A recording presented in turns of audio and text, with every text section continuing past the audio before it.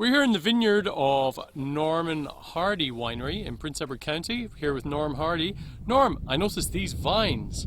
What have you done with these vines here, and why do they look like this? Well, you know, why we're here in Prince Edward County, as you can see, even in these hilled-up vines, we have tons of rock in our soils, and this is all calcareous limestone, which you see in Burgundy.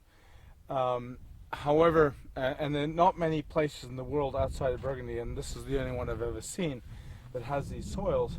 The downside is that we don't have a huge body of warm water north of us.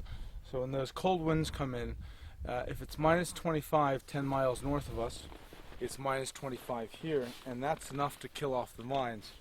And with that in mind, you know, a fairly expensive exercise what we've done here is that we have no choice but to bury our vines. You know, people bury their roses in Toronto and Montreal and in Canada, and they've got 8 or 10 roses.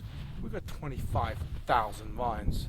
So we've developed some techniques in which to work with Mother Nature, and as you can see, there's no trunk system like you'd see in Niagara or California. Everything is head pruned. And what we've essentially done here is that we've actually laid 2 canes on the ground for next year, and these are all our budding wood. So out of those 2 canes will come all of this growth that you see over here. All this will come off in the spring, and out of that we'll get a perfect vine. Soil is the ultimate insulator, and once we've tied down our vines, we put a cultivator through and we loosen up the soils, and then from there we put a big V plow. Similar to what you see on the snow shovel, and that digs into the earth and takes all the nice soft soil and lifts it up over onto the vines and buries them for the winter. And those few inches are absolutely critical.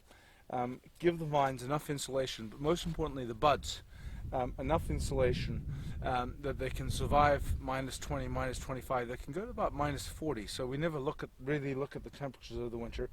And this allows us to have our vineyard year in, year out without any vine death. The original days we had about 20% loss. Now we're down to about 1, maybe 2% loss. But what we get from these soils and the minerality and the fantastic flavors certainly pays for it. Thank you very much, Norm. You're welcome.